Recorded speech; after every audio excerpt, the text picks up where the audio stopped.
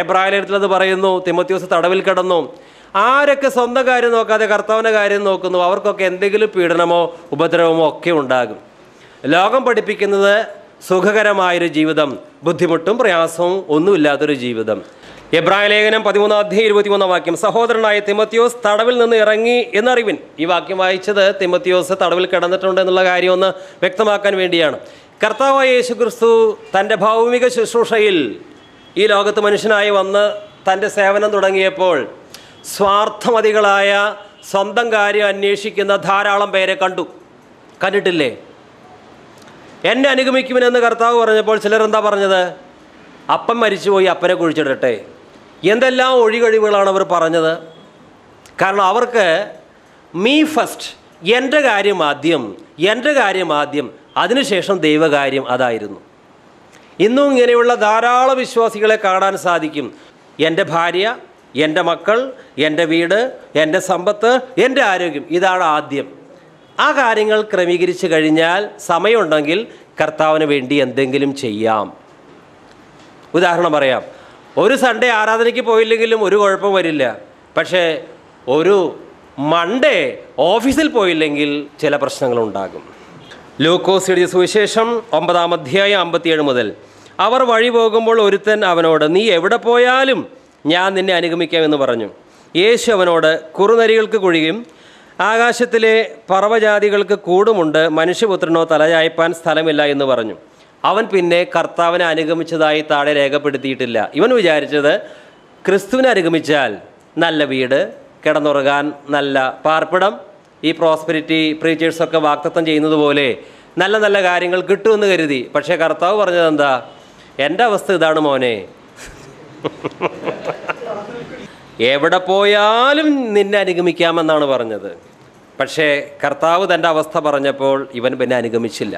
വീണ്ടും വേറൊരുത്തനോട് എന്നെ അനുഗമിക്കുക എന്ന് പറഞ്ഞപ്പോൾ അവൻ, ഞാൻ മുൻപേ പോയി എൻ്റെ അപ്പനെ കുഴിച്ചിടുവാൻ അനുവാദം തരണമെന്ന് പറഞ്ഞു. അനുഗമിക്കില്ല എന്ന് പറഞ്ഞില്ല. ആദ്യം എൻ്റെ ചില കാര്യങ്ങളുണ്ട്, അത് നിറവേറ്റി ഞാൻ അനുഗമിക്കാം. അപ്പനെ കുഴിച്ചിടാൻ പോയാൽ പിന്നെ അവന് വീട്ടിൽ വേറെ എന്തെല്ലാം കാര്യങ്ങൾ ചെയ്യാൻ കാണും. പ്രിയമുള്ളവരെ, ആദ്യം എൻ്റെ കാര്യം, ആ ഒരു ചിന്തയുണ്ടെങ്കിൽ ക്രിസ്തുവിനെ അനുഗമിക്കുവാൻ സാധ്യമല്ല. വീണ്ടും താഴെ അവൻ അവനോട്, മരിച്ചവർ തങ്ങളുടെ മരിച്ചവരെ കുഴിച്ചിടട്ടെ, നീയോ പോയി ദൈവരാജ്യം അറിയിക്കുക എന്ന് പറഞ്ഞു. മറ്റൊരുത്തൻ, കർത്താവെ ഞാൻ നിന്നെ അനുഗമിക്കാം, ആദ്യം എൻ്റെ വീട്ടിലുള്ളവരോട് യാത്ര പറയുവാൻ അനുവാദം തരണം എന്ന് പറഞ്ഞു. യേശു അവനോട്, കലപ്പയ്ക്ക് കൈവച്ച ശേഷം പുറകോട്ട് നോക്കുന്നവൻ ആരും ദൈവരാജ്യത്തിന് കൊള്ളാകുന്നവനല്ല എന്ന് പറഞ്ഞു.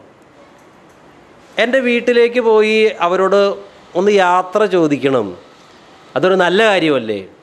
വീട്ടിലേക്ക് യാത്ര ചോദിക്കാൻ പോയാൽ വീട്ടുകാരെന്ത് പറയും? ഒരിക്കലും ക്രിസ്തുവിനെ അനുഗമിക്കാൻ പോകരുത് എന്ന് മാത്രമേ പറയുകയുള്ളൂ. ആദ്യം എൻ്റെ കാര്യം എന്നുള്ള മനോഭാവത്തിൽ നിന്ന് നാം എല്ലാവരും രക്ഷപ്പെടണം. ആദ്യം എൻ്റെ കാര്യം എന്നുള്ളൊരു ചിന്ത വന്നാൽ നമുക്ക് ക്രിസ്തുവിൻ്റെ കാര്യം നോക്കുവാനോ ക്രിസ്തു ആഗ്രഹിക്കുന്ന രീതിയിൽ അനുഗമിക്കാനോ സാധ്യമല്ല. എല്ലാവരും സ്വന്തം കാര്യം നോക്കുന്നു, യേശു ക്രിസ്തുവിൻ്റെ കാര്യം നോക്കുന്നില്ല. ഇന്നും ഭൂരിപക്ഷം പേർ ഒരുപക്ഷെ സ്വന്തം കാര്യം നോക്കുന്നവരാകാം. എന്നാൽ നമ്മൾ ഓരോരുത്തരോടും കർത്താവ് വ്യക്തമായി പറയുന്നത്, നീ എൻ്റെ കാര്യം നോക്കണം, നിൻ്റെ കാര്യമല്ല നോക്കേണ്ടത് എന്നുള്ളതാണ്. എങ്കിൽ മാത്രമേ നമുക്ക് ക്രിസ്തു ആഗ്രഹിക്കുന്ന രീതിയിൽ അനുഗമിക്കാൻ സാധിക്കൂ. ലോകത്തിലെ മനുഷ്യർ ഒന്നാം സ്ഥാനം കൊടുക്കുന്നത് അവൻ്റെ ഭാര്യ, അവൻ്റെ സഹോദരന്മാർ, സഹോദരിമാർ, അവൻ്റെ വീട്, വസ്തുവകൾ, മാതാപിതാക്കൾ, ഇതാണ് അവന് ഒന്നാം സ്ഥാനം. കർത്താവ് പറയുകയാണ്, എന്നേക്കാൾ ഉപരിയായിട്ട് മാതാവിനെയോ പിതാവിനെയോ വസ്തുവകളെയോ സഹോദരന്മാരെയോ സഹോദരിമാരെയോ പ്രിയപ്പെടുന്നവൻ എൻ്റെ ശിഷ്യനായിരിക്കുവാൻ യോഗ്യനല്ല. ഇവിടെ തിമോത്തിയോസ് യോഗ്യത പ്രാപിച്ചു. തിമോത്തിയോസിൻ്റെ യോഗ്യത എന്താ? അവൻ സ്വന്തം കാര്യം നോക്കിയില്ല, ക്രിസ്തുവിൻ്റെ കാര്യം നോക്കി. നമ്മളെപ്പോഴാണ് ഡിസ്ക്വാളിഫൈഡ് ആയി പോവുക? ദൈവത്തിൻ്റെ വേലയ്ക്ക് നമ്മൾ എപ്പോൾ അയോഗ്യരായി മാറും? നാം എപ്പോൾ സ്വന്തം കാര്യം അന്വേഷിക്കുന്നു, അപ്പോൾ ദൈവത്തിൻ്റെ വേലയിൽ നമ്മൾ അയോഗ്യരായി. നമ്മളെപ്പോഴും പാസ്റ്ററോ പ്രസംഗികളോ ഇവാഞ്ചലിസ്റ്റോ ആയിട്ട് ശുശ്രൂഷ ചെയ്യുന്നുണ്ടാകും. ദൈവം എപ്പോഴേ തള്ളി, ഇവൻ സ്വന്തം കാര്യം നോക്കുന്നവനല്ലേ. നമ്മൾ ശുശ്രൂഷ ചെയ്യുന്നുണ്ടാകും, നോ പ്രോബ്ലം. പക്ഷെ ദൈവത്താൽ അംഗീകാരം കിട്ടുക, അതാണ് ഏറ്റവും വലിയ കാര്യം. ഒരു ദൈവദാസനെ സംബന്ധിച്ച്, ഒരു വിശ്വാസിയെ സംബന്ധിച്ച് മനുഷ്യരാലുള്ള അംഗീകാരമല്ല. അതിന് ഒരു വില കൊടുക്കാതെ പറ്റില്ല. സ്വന്തം കാര്യം നോക്കുന്നവർക്ക് ദൈവത്താലുള്ള അംഗീകാരം ഒരിക്കലും കിട്ടുകയില്ല. ക്രിസ്തുവിൻ്റെ കാര്യം നോക്കുന്നവർക്ക് മാത്രം. ഈ ആദിമസഭ തുടക്കത്തിൽ എങ്ങനെയായിരുന്നു? സ്വന്തം കാര്യം നോക്കുന്നവരായിരുന്നില്ല, ആണോ? പെന്തക്കോസ്ത് നാളിൽ പരിശുദ്ധാത്മാവ് ഇറങ്ങി വന്നു. പത്രോസ് വലിയ പ്രസംഗം നടത്തി, മാനസാന്തരപ്പെട്ടു. സഭയുടെ തുടക്കത്തിൽ പേഴ്സണൽ പ്രോപ്പർട്ടി എന്നുള്ള സങ്കല്പം പോലും അനേകർ തള്ളിക്കളഞ്ഞു. വിശ്വസിച്ചവരൊക്കെ അവരുടെ വസ്തുവകകൾ പൊതുവായിട്ട് കരുതി. ആരും സ്വന്തമായിട്ട് ഒന്നും എടുത്തില്ല, എല്ലാം അവർ തുല്യമായി വീതിച്ചെടുത്തു. കാരണം അന്ന് പരിശുദ്ധാത്മാവിൻ്റെ പ്രവർത്തനം അത്രമാത്രം വലുതായിരുന്നു, ഇവർക്ക് അത്രമാത്രം സമർപ്പണം ഉണ്ടായിരുന്നു. അതുകൊണ്ട് എൻ്റെ വീട്, എൻ്റെ പണം എന്ന് ആരും പറഞ്ഞില്ല, എല്ലാം തുല്യമായി വീതിച്ചെടുത്തു. പിന്നീട് കുറച്ചു കാലം കഴിഞ്ഞപ്പോഴാണ് അനന്യാസ്, സഫീറമാരൊക്കെ സഭയിൽ വന്നത്. അവർ കൃത്രിമത്വം കാണിക്കാൻ തുടങ്ങി സാമ്പത്തിക കാര്യത്തിൽ. പിന്നെ പൗലോസ് ഈ ലേഖനം എഴുതുമ്പോഴോ അനന്യാസ്മാരുടെ എണ്ണം വർദ്ധിച്ചു. തുടക്കത്തിൽ ശുദ്ധമായിരുന്നു ദൈവസഭ, സ്വന്തം കാര്യം നോക്കുന്നവരല്ല. കുറച്ചു കാലം കഴിഞ്ഞപ്പോൾ സ്വന്തം കാര്യം നോക്കുന്നവർ പെരുകി. അപ്പോൾ പൗലോസ് കണ്ണീരോടെ എഴുതുകയാണ്, ക്രിസ്തുവിൻ്റെ കാര്യമല്ല എല്ലാവരും നോക്കുന്നത്, അവനവൻ്റെ കാര്യമാണ്. ഈ പ്രോസ്പെരിറ്റി ഗോസ്പലൊക്കെ ഉത്ഭവിച്ചത് ഇതിൻ്റെ അടിസ്ഥാനത്തിലാണ്. സ്വന്തം സുഖം, സ്വന്തം നേട്ടം, സ്വന്തം താല്പര്യം, ഈ അടിത്തറയിൽ നിന്നാണ് എല്ലാ പ്രോസ്പെരിറ്റി തിയോളജി എല്ലാം ഉണ്ടായത്. വിശ്വസിച്ചവർ എല്ലാവരും ഒരുമിച്ചിരുന്നു, സകലവും പൊതുവക എന്നെണ്ണുകയും ജന്മഭൂമിയും വസ്തുക്കളും വിറ്റ് അവനവന് ആവശ്യമുള്ളതുപോലെ എല്ലാവർക്കും പങ്കിടുകയും വിശ്വസിച്ചവരുടെ കൂട്ടം ഏകഹൃദയവും ഏകമനസ്സും ഉള്ളവരായിരുന്നു. തനിക്കുള്ളതൊന്നും സ്വന്തമെന്ന് ആരും പറഞ്ഞില്ല. ഇതായിരുന്നു ആദ്യത്തെ അവസ്ഥ. പിന്നീടാണ് സ്വന്തം എന്ന് പറയാൻ തുടങ്ങിയത്. കർത്താവായ യേശുക്രിസ്തു ഈ ഭൂമിയിലേക്ക് വന്നത് സ്വന്തം കാര്യം നോക്കിയിട്ടല്ല. ദൈവത്തോടുള്ള സമാനത നിലനിർത്തേണ്ടത് കാര്യമായി പരിഗണിക്കാതെ വേഷത്തിൽ മനുഷ്യനായി ദാസന്റെ രൂപം ധരിച്ചു, കുരിശുമരണത്തോളം തന്നെ താഴ്ത്തി. ഈ 2-ാം അധ്യായം തുടങ്ങുന്നത് തന്നെ 5-ാം വാക്യത്തിൽ നിങ്ങൾ ക്രിസ്തുവിൻ്റെ മനോഭാവം ഉള്ളവരായിരിക്കണം എന്ന് പറഞ്ഞിട്ടാണ്. എന്നാൽ അന്നത്തെ ദൈവസഭയിലെ വിശ്വാസികളുടെ കാര്യം നോക്കുമ്പോൾ പൗലോസ് പറയുകയാണ്, എല്ലാവരും സ്വന്തം കാര്യം നോക്കുന്നവരാണ്, ക്രിസ്തുവിൻ്റെ മനോഭാവം ഉള്ളവരല്ല. ക്രിസ്തുവിൻ്റെ മനോഭാവം ഉണ്ടെങ്കിൽ ആരെങ്കിലും സ്വന്തം കാര്യം നോക്കുമോ? കർത്താവായ യേശുക്രിസ്തു സ്വന്തം കാര്യം നോക്കിയില്ല, മറ്റുള്ളവരുടെ കാര്യം നോക്കി, നമ്മുടെ കാര്യം നോക്കി. അതുകൊണ്ട് ഈ ദുരിതം നിറഞ്ഞ ലോകത്തിലേക്ക് വന്നു, പങ്കപ്പാടുകൾ ഏറ്റു. 2 കൊരിന്ത്യർ 8-ാം അധ്യായം 9-ാം വാക്യം, നമ്മുടെ കർത്താവായ യേശുക്രിസ്തു സമ്പന്നനായിരുന്നിട്ടും അവൻ്റെ ദാരിദ്ര്യത്താൽ നിങ്ങൾ സമ്പന്നരാകേണ്ടതിന് നിങ്ങൾ നിമിത്തം ദരിദ്രനായി തീർന്ന കൃപ നിങ്ങൾ അറിയുന്നുവല്ലോ. മത്തായി 20:28, മനുഷ്യപുത്രൻ ശുശ്രൂഷ ചെയ്യിക്കുവാനല്ല ശുശ്രൂഷിക്കുവാനും അനേകർക്ക് വേണ്ടി തന്നെ ജീവനെ മറുപടിയായി കൊടുക്കുവാനും വന്നതുപോലെ തന്നെ എന്ന് പറഞ്ഞു. ഫിലിപ്പിയ ലേഖനം 2:4 പൗലോസ് പ്രകാരം പറഞ്ഞല്ലോ, ഓരോരുത്തൻ സ്വന്തം ഗുണമല്ല മറ്റുള്ളവൻ്റെ ഗുണവും കൂടെ നോക്കണം. ആദിമസഭയിലും മറ്റുള്ളവൻ്റെ കാര്യം അന്വേഷിക്കുന്ന വിശ്വാസികളുണ്ടായിരുന്നു. കഷ്ടത എന്ന കഠിനശോധനയിൽ കടന്നുപോയിട്ടും മറ്റ് വിശ്വാസികളെ സാമ്പത്തികമായി സഹായിക്കാൻ തയ്യാറുള്ള പല വിശ്വാസികൾ അന്നുണ്ടായിരുന്നു. 2 കൊരിന്ത്യർ 8:1 മുതൽ, സഹോദരന്മാരെ, മക്കദോന്യ സഭകൾക്ക് ലഭിച്ച ദൈവകൃപ ഞങ്ങൾ നിങ്ങളോട് അറിയിക്കുന്നു. കഷ്ടത എന്ന കഠിനശോധനയിലായിരുന്നിട്ടും അവരുടെ സന്തോഷ സമൃദ്ധിയും മഹാദാരിദ്ര്യവും ധാരാളം ഔദാര്യം കാണിക്കുവാൻ കാരണമായി തീർന്നു. വിശുദ്ധന്മാരുടെ സഹായധനത്തിനുള്ള കൂട്ടായ്മ സംബന്ധിച്ച് അവർ വളരെ താല്പര്യത്തോടെ ഞങ്ങളോട് അപേക്ഷിച്ചു. പ്രാപ്തി പോലെയും പ്രാപ്തിക്ക് മീതെയും സ്വമേധയാ കൊടുത്തു എന്നതിന് ഞാൻ സാക്ഷി. അതും ഞങ്ങൾ വിചാരിച്ചിരുന്നത് പോലെയല്ല, അവർ മുൻപേ തങ്ങളെ തന്നെ കർത്താവിനും പിന്നെ ദൈവേഷ്ടത്തിനൊത്തവണ്ണം ഞങ്ങൾക്കും ഏൽപ്പിച്ചു. നമുക്ക് പരിശോധിക്കാം, കർത്താവേ, ഞാൻ അങ്ങയുടെ കാര്യമാണോ ആദ്യം അന്വേഷിക്കുന്നത്, അതോ എൻ്റെ കാര്യങ്ങളോ? നമുക്ക് പ്രാർത്ഥിക്കാം. ഈ പ്രാർത്ഥനയായിട്ട് പറയാം. സ്നേഹവാനായ കർത്താവേ, ഞങ്ങളുടെ ജീവിതത്തിൽ പലപ്പോഴും എനിക്ക് ആദ്യം എൻ്റെ കാര്യം എന്ന ചിന്ത എന്നെ ഭരിച്ചിട്ടുണ്ട്.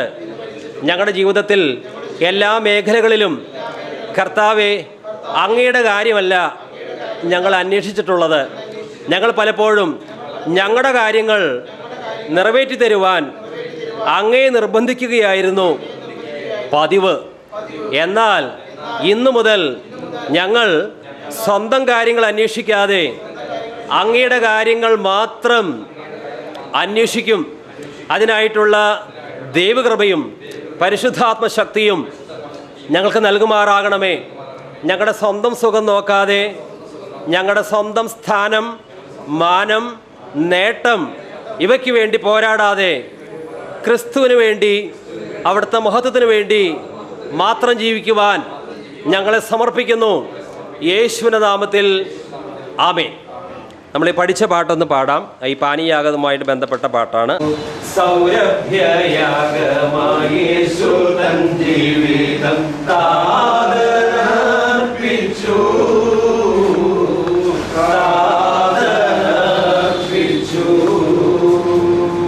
സ്വർലോക പൗരൻ നമുക്കങ്ങു നല്ലൊരു മാതൃക വെച്ചു. സ്വർലോക പൗരൻ നമുക്കങ്ങു നല്ലൊരു മാതൃക വെച്ചു. ദൈവത്തിൻ മുമ്പാകെ പാനീയയാഗമായി ഒഴിച്ചു കളയുവാൻ, ഒഴിച്ചു കളയുവാൻ ദൈവം തന്നെ തന്ന ജീവിതമിതെന്ന് മറന്നു പോകല്ലേ. ദൈവം തന്നെ തന്ന ജീവിതമിതെന്ന് മറന്നു പോകല്ലേ. ഫിലിപ്പിയ ലേഖനം 2:21 യേശു ക്രിസ്തുവിൻ്റെ കാര്യമല്ല സ്വന്തം കാര്യമത്ര എല്ലാവരും നോക്കുന്നു. അപ്പോസ്തലനായ പൗലോസ് ധാരാളം വിശ്വാസികളുമായി അടുത്ത് ഇടപഴകിയിട്ടുണ്ട്. അതിൽ നിന്നെല്ലാം താൻ കണ്ടെത്തിയ ഒരു കൺക്ലൂഷനാണ്, എല്ലാവരും സ്വന്തം കാര്യമാണ് നോക്കുന്നത്, യേശു ക്രിസ്തുവിൻ്റെ കാര്യമല്ല. 1-ാം നൂറ്റാണ്ടിൽ തന്നെ സ്വന്തം കാര്യം നോക്കുവാൻ ക്രിസ്തുവിൽ ആശ്രയിക്കുന്നവരുണ്ടായിരുന്നു. ആദിമസഭയിൽ എല്ലാ വിശ്വാസികളും സ്വന്തം കാര്യം നോക്കുന്നവരല്ല. പൗലോസ് സ്വന്തം കാര്യം നോക്കിയവനായിരുന്നില്ല, തിമോത്തിയോസ് സ്വന്തം കാര്യം നോക്കിയവനായിരുന്നില്ല. അടുത്ത ചില വാക്യങ്ങളിൽ താഴെ എഴുതിയിരിക്കുന്ന എപ്പഫ്രോദിത്തോസും സ്വന്തം കാര്യം നോക്കിയവനായിരുന്നില്ല. എങ്കിലും പൊതുവെ പറയുമ്പോൾ എല്ലാവരും സ്വന്തം കാര്യം നോക്കുന്നവരാണ്. ഇന്നത്തെ ക്രിസ്തീയ ഗോളം നോക്കിയാലും ഈ വാക്യം വളരെ പ്രസക്തമാണ്. ഇന്ന് പല കൺവെൻഷനുകളും നടക്കുന്നു, നല്ല കാര്യം. അവിടെയെല്ലാം സ്വന്തം കാര്യം നേടിയെടുക്കുവാൻ ക്രിസ്തുവിനെ ഏത് രീതിയിൽ നമുക്ക് ഉപയോഗിക്കണം, ആ കാര്യത്തിനാണ് കൂടുതൽ പ്രാധാന്യം കിട്ടുന്നത്. ക്രിസ്തുവിൻ്റെ കാര്യം നോക്കുകയല്ല, സ്വന്തം കാര്യം, സ്വന്തം ബുദ്ധിമുട്ടുകൾ, സ്വന്തം വേവലാതികൾ, സ്വന്തം പ്രശ്നങ്ങൾക്ക് ഏത് രീതിയിൽ പരിഹാരം ലഭിക്കണം, അങ്ങനെ ഒരു മനോഭാവം ഇന്ന് പല ക്രിസ്ത്യാനികളിൽ വർദ്ധിക്കുന്നു. ഇത് ആദിമ നൂറ്റാണ്ടിലുമുണ്ട്. എന്നാൽ പൗലോസ് പറയുന്നു എല്ലാവരും സ്വന്തം കാര്യമാണ് നോക്കുന്നത്, ക്രിസ്തുവിൻ്റെ കാര്യമല്ല നോക്കുന്നത്. നമ്മളെ നോക്കി പൗലോസിന് എന്ത് പറയാനായിട്ട് സാധിക്കും? പ്രിയമുള്ളവരെ, ഈ സ്വന്തം കാര്യം നോക്കുക എന്നുള്ള പ്രവണത കുഞ്ഞിലേ തന്നെ സകല മനുഷ്യർക്കുള്ളതാണ്. ഒരു വീട്ടിൽ 2 കുഞ്ഞുങ്ങളുണ്ടെന്ന് കരുതുക. ഒരു കുഞ്ഞിനെ അപ്പനും അമ്മയും കൂടുതൽ ലാളിച്ചാൽ മറ്റേ കുഞ്ഞിന് അസൂയയായി കരയാൻ തുടങ്ങും. എൻ്റെ കാര്യം, ആ സ്വാർത്ഥത മുളയിലേ തന്നെ മനുഷ്യനിൽ ഉണ്ട്. എന്നാൽ നാം രക്ഷിക്കപ്പെട്ടപ്പോൾ ഇതിന് തികച്ചും വ്യത്യാസം വരണം. നാം രക്ഷിക്കപ്പെടാത്ത അവസ്ഥയിൽ സ്വന്തം കാര്യം നോക്കുന്നു, അങ്ങനെ പോവുകയാണെങ്കിൽ അതൊരു വിരോധാഭാസമല്ല. കാരണം രക്ഷിക്കപ്പെടാത്ത മനുഷ്യന് എൻ്റെ കാര്യം, അതിനുവേണ്ടി അവൻ പ്രാർത്ഥിക്കും, പലതും ചെയ്യും. എന്നാൽ ഒരുവൻ ക്രിസ്തുവിലായാൽ അവൻ പുതിയ സൃഷ്ടിയാണ്, അവൻ പുതിയതാണ്, പഴയത് കഴിഞ്ഞു പോയി. നാം പുതിയ സൃഷ്ടിയാണെങ്കിൽ പഴയ താല്പര്യങ്ങൾ, പഴയ സ്വാർത്ഥത, പഴയ ലക്ഷ്യങ്ങളെല്ലാം പോയവരാണ്. പക്ഷേ ഇങ്ങനെയുള്ള വിശ്വാസികളിൽ ഇതാ ഈ സ്വാർത്ഥത എവിടെ നിന്ന് വന്നു? അതാണ് പൗലോസിന് സങ്കടം. പുതിയ സൃഷ്ടിയായി ക്രിസ്തുവിന് വേണ്ടി ജീവിക്കേണ്ടവർ സ്വന്തം കാര്യം നോക്കാൻ തിരിഞ്ഞപ്പോൾ പൗലോസ് സങ്കടത്തോടെ രേഖപ്പെടുത്തുകയാണ്, എല്ലാവരും സ്വന്തം കാര്യമാണ് നോക്കുന്നത്, ക്രിസ്തുവിൻ്റെ കാര്യം അല്ല. പ്രിയമുള്ളവരെ, എങ്ങനെയാണ് നമുക്ക് ക്രിസ്തുവിൻ്റെ കാര്യം നോക്കുവാൻ സാധിക്കുക? കർത്താവ് പറഞ്ഞു, നിങ്ങൾ ആദ്യം ദൈവത്തിൻ്റെ രാജ്യവും നീതിയും അന്വേഷിക്കുവിൻ. ജീവിതത്തിൽ ഓരോ ദിവസവും ഓരോ നിമിഷവും നാം ദൈവരാജ്യവും ദൈവനീതിയുമാണ് അന്വേഷിക്കേണ്ടത്. എൻ്റെ സ്വന്തം ജീവിതം കൊണ്ട് എനിക്ക് എന്തെങ്കിലും നേട്ടം കിട്ടുകയല്ല, മറിച്ച് എൻ്റെ ജീവിതം കൊണ്ട് എൻ്റെ കർത്താവിന് മഹത്വം കിട്ടണം. ആ ഒരു ലക്ഷ്യമുള്ള വ്യക്തിക്ക് മാത്രമേ ക്രിസ്തുവിന് വേണ്ടി ക്രിസ്തുവിൻ്റെ കാര്യം നോക്കുവാനായിട്ട് സാധിക്കുകയുള്ളൂ. അല്ലാതെ ക്രിസ്തുവിൽ നിന്ന് ചില കാര്യങ്ങൾ നേടിയെടുത്ത് നരകത്തിൽ പോയിട്ട് എന്താ കാര്യം? യേശു ക്രിസ്തുവിൻ്റെ കാര്യം നോക്കുവാൻ നിയമിക്കപ്പെട്ടവരാണ് നാം ഓരോരുത്തരും. അപ്പോൾ നാം പറയാതെ തന്നെ നമ്മുടെ കാര്യം കർത്താവ് നോക്കും. കർത്താവ് വളരെ വ്യക്തമായി പറഞ്ഞു, എന്നേക്കാൾ ഉപരിയായി അപ്പനെയോ അമ്മയോ പ്രിയപ്പെടുന്നവൻ എൻ്റെ ശിഷ്യനായിരിക്കാൻ യോഗ്യനല്ല. ഇതൊരു അടിസ്ഥാന യോഗ്യതയാണ്, ക്വാളിറ്റി. മത്തായിയുടെ സുവിശേഷം 10-ാം അധ്യായം 37 തൊട്ട് 38 വരെ, എന്നേക്കാൾ അധികം അപ്പനെയോ അമ്മയെയോ പ്രിയപ്പെടുന്നവൻ എനിക്ക് യോഗ്യനല്ല. എന്നേക്കാൾ അധികം മകനെയോ മകളെയോ പ്രിയപ്പെടുന്നവൻ എനിക്ക് യോഗ്യനല്ല. തൻ്റെ ക്രൂശ് എടുത്ത് എന്നെ അനുഗമിക്കാത്തവൻ എനിക്ക് യോഗ്യനല്ല. കാരണം മനുഷ്യർക്ക് സ്വതവേ സ്വന്തം കാര്യം നോക്കുന്ന പ്രവണതയുണ്ട്. എൻ്റെ ഭാര്യ, എൻ്റെ മക്കൾ, എൻ്റെ കുടുംബം, എൻ്റെ സുഖജീവിതം. ഈ ഒരു ആഗ്രഹം ഹൃദയത്തിൽ വെച്ച് പുലർത്തുന്നവർക്ക് ക്രിസ്തുവിനെ വേണ്ടും വിധം അനുഗമിക്കാൻ സാധ്യമല്ല. ക്രിസ്തുവിൽ നിന്ന് ചില ഭൗതിക അനുഗ്രഹങ്ങൾ അവർക്ക് കിട്ടിയെന്ന് വരാം, പക്ഷേ ക്രിസ്തുവിന് ശിഷ്യനാകുവാൻ സാധ്യമല്ല. ഒരിക്കലും ഒരു പ്രമാണി കർത്താവായ യേശുവിൻ്റെ അരികിലേക്ക് വന്നു. വിശുദ്ധനായ മനുഷ്യനാണ്, മാതാപിതാക്കളെ ബഹുമാനിക്കും, വ്യഭിചരിക്കുകയില്ല, കൊലപാതകം നടത്തുകയില്ല, ശുദ്ധനായൊരു മനുഷ്യൻ. പക്ഷേ ഇവൻ കർത്താവിൻ്റെ അരികിലേക്ക് വന്നതും എന്തെങ്കിലും ഭൗതിക നേട്ടങ്ങൾക്ക് വേണ്ടിയല്ല. ഇവന് പണം വേണ്ട, പ്രശസ്തി വേണ്ട, ഇവനിതെല്ലാം ഉണ്ട്. ഇവർ നിത്യജീവൻ അന്വേഷിച്ചിട്ടാണ് വന്നത്. നിത്യജീവൻ അന്വേഷിച്ച് കർത്താവായ യേശുവിൻ്റെ അരികിലേക്ക് ചുരുക്കം പേരെ വന്നിട്ടുള്ളൂ. പലരും രോഗസൗഖ്യത്തിനും ഭൂതത്തിൽ നിന്ന് വിടുതലിനും വന്നിട്ടുണ്ട്.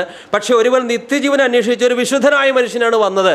പക്ഷേ കർത്താവ് പറഞ്ഞു, നിനക്കൊരു കുറവുണ്ട്, നിന്റെ വസ്തു നീ വിറ്റ് ദരിദ്രർക്ക് കൊടുക്കണം, അതിനുശേഷം എന്നെ വന്ന് അനുഗമിക്കണം.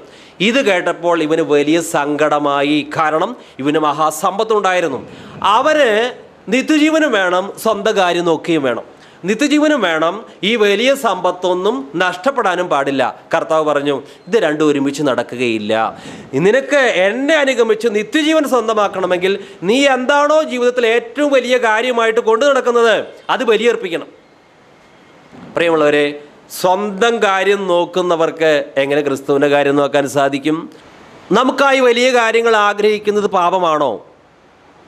നമുക്കായി വലിയ കാര്യങ്ങൾ ആഗ്രഹിക്കുക, വലിയ വീട് എനിക്ക് വേണം, ധനസമൃദ്ധി എനിക്ക് വേണം, എനിക്ക് വലിയ സുഖ സൗകര്യങ്ങൾ വേണം, ഒരു ആഡംബര ജീവിതം എനിക്ക് വേണം, എനിക്കായി വലിയ കാര്യങ്ങൾ ഞാൻ ആഗ്രഹിക്കുന്നത് പാപമാണോ? ദൈവത്തിൻ്റെ വചനം അത് വിലക്കിയിട്ടുണ്ടോ?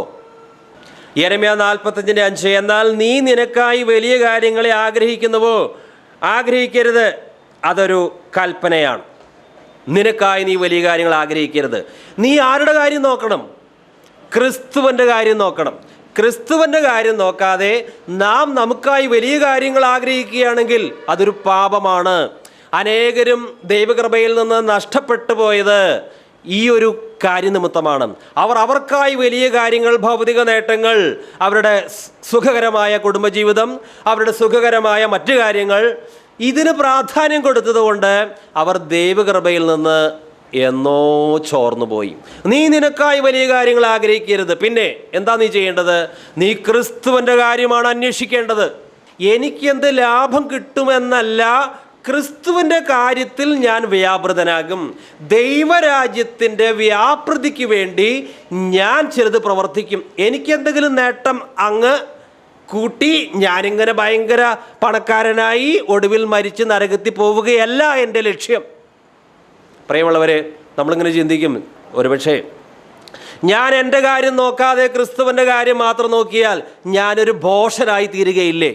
എൻ്റെ ഒപ്പമുള്ളവർ ഇതാ ഈ ലോകത്തിലെ പല നേട്ടങ്ങളും വാരിക്കൂട്ടുമ്പോൾ ഞാൻ ക്രിസ്തുവിൻ്റെ കാര്യം മാത്രം നോക്കി ഇവിടെ ജീവിച്ചാൽ ഞാനൊരു ഭോഷനായി മാറുകയില്ലേ? ഒരിക്കലും അങ്ങനെ ചിന്തിക്കരുത്. ക്രിസ്തുവിൻ്റെ കാര്യം നോക്കിയാൽ അതിന് നിത്യമായ പ്രതിഫലം ക്രിസ്തു നമുക്ക് തരും. അവകാശമെന്ന പ്രതിഫലം കർത്താവ് തരും. ഇവിടെ എന്തെല്ലാം നേട്ടങ്ങൾ നേടിയാലും സ്വന്തം കാര്യത്തിന് വേണ്ടി കഠിനാധ്വാനം ചെയ്ത് ചിലതൊക്കെ നേടിപ്പിടിച്ചാലും 70 വർഷം 80 വർഷം എല്ലാം നഷ്ടമാകും. സ്വന്തം കാര്യം നോക്കാതെ ക്രിസ്തുവിൻ്റെ കാര്യം നോക്കുന്ന ഏവരോട് അന്ത്യനാളിൽ പറയും, നന്ന് നല്ലവനും വിശ്വസ്തനുമായ ദാസനെ, നിന്റെ യജമാനന്റെ സന്തോഷത്തിലേക്ക് നീ പ്രവേശിക്കുക. മത്തായിയുടെ സുവിശേഷം 25-ാം അധ്യായം 23-ാം വാക്യം, നന്ന് നല്ലവനും വിശ്വസ്തനുമായ ദാസനെ, നീ അല്പത്തിൽ വിശ്വസ്തനായിരുന്നു, ഞാൻ നിന്നെ അധികത്തിന് വിചാരകനാക്കും, നിന്റെ യജമാനന്റെ സന്തോഷത്തിലേക്ക് പ്രവേശിക്കുക എന്ന് അവനോട് പറഞ്ഞു. ക്രിസ്തുവിൻ്റെ കാര്യം നോക്കിയാൽ ക്രിസ്തു അവർക്ക് എന്തെല്ലാം പ്രതിഫലം കൊടുക്കുമെന്ന് വ്യക്തമായിട്ട് തിരുവചനത്തിൽ രേഖപ്പെടുത്തിയിട്ടുണ്ട്. 1 കൊരിന്ത്യർ 15:58. ആകയാൽ എൻ്റെ പ്രിയ സഹോദരന്മാരെ, നിങ്ങൾ ഉറപ്പുള്ളവരും കുലുങ്ങാത്തവരും നിങ്ങളുടെ പ്രയത്നം കർത്താവിൽ വ്യർത്ഥമല്ല എന്ന് അറിഞ്ഞിരിക്കയാൽ കർത്താവിൻ്റെ വേലയിൽ എപ്പോഴും വർദ്ധിച്ചു വരുന്നവരും ആകുവിൻ. ട്രാക്ട് കൊടുത്താൽ, വ്യക്തിപരമായ സുവിശേഷം പറഞ്ഞാൽ, ഭവന സന്ദർശനം നടത്തിയാൽ, കർത്താവിൻ്റെ വേലയിൽ പങ്കാളികളാകുവാൻ എന്തെങ്കിലും ചെലവാക്കിയാൽ അതിനെല്ലാം പ്രതിഫലമുണ്ട്. അതുകൊണ്ട് ഈ വേല ചെയ്യുന്നവർ അതിൽ കൂടുതൽ വ്യാപൃതരാകണം. മറ്റുള്ളവർ നിങ്ങളെ നിരുത്സാഹപ്പെടുത്തിയാലും ദൈവത്തിൻ്റെ വചനം നിങ്ങളെപ്പോഴും പ്രോത്സാഹിപ്പിക്കും. Praise the Lord. വീണ്ടും കൊളോസ്യർ 3:24, അവകാശം എന്ന പ്രതിഫലം കർത്താവ് തരും എന്നറിഞ്ഞ് കർത്താവായ ക്രിസ്തുവിനെ സേവിപ്പിൻ. ഇവിടെ സുവിശേഷ വേല ചെയ്താൽ ഈ ലോകത്തിലെ മനുഷ്യർ നമുക്ക് കാര്യമായിട്ടൊന്നും തന്നു വരികയില്ല. അത് നമ്മൾ ലക്ഷ്യമാക്കരുത്. മറിച്ച് അവകാശമെന്ന പ്രതിഫലം കർത്താവ് തരും എന്നറിഞ്ഞ് കർത്താവായ ക്രിസ്തുവിനെ സേവിപ്പിൻ. ഒരു സംഘടനയല്ല സേവിക്കേണ്ടത്, കർത്താവായ ക്രിസ്തുവിനെ തന്നെ സേവിപ്പിൻ. നാം കർത്താവിന് വേണ്ടി ചെയ്യുന്ന ചില കാര്യങ്ങൾ മറന്നുപോയി എന്ന് വരാം. കർത്താവ് പറഞ്ഞിട്ടുണ്ട്, ശിഷ്യരെന്ന് കരുതി ഒരു ഗ്ലാസ് വെള്ളം നൽകിയാൽ പ്രതിഫലമുണ്ട്. നമ്മളത് മറക്കാം, പക്ഷേ ദൈവം അത് മറക്കുകയില്ല. അതിന് പോലും പ്രതിഫലമുണ്ട്. അങ്ങനെ ഒരു കർത്താവിനെയാണ് നാം സേവിക്കുന്നത്. പിന്നെ എന്തിനാണ് നമ്മൾ സ്വന്തം കാര്യം നോക്കുന്നത്? എബ്രായ ലേഖനം 6:10, ദൈവം നിങ്ങളുടെ പ്രവൃത്തിയും വിശുദ്ധന്മാരെ ശുശ്രൂഷിച്ചതിനാലും ശുശ്രൂഷിക്കുന്നതിനാലും തൻ്റെ നാമത്തോട് കാണിച്ച സ്നേഹവും മറന്നുകളവാൻ തക്കവണ്ണം അനീതിയുള്ളവനല്ല. യേശുക്രിസ്തുവിൻ്റെ കാര്യം നോക്കുക. ക്രിസ്തു എന്താണ് പറഞ്ഞത്? നിങ്ങൾ ഭൂലോകത്തെല്ലായിടത്തും പോയി സകല സൃഷ്ടികളോടും സുവിശേഷം പ്രസംഗിക്കുക.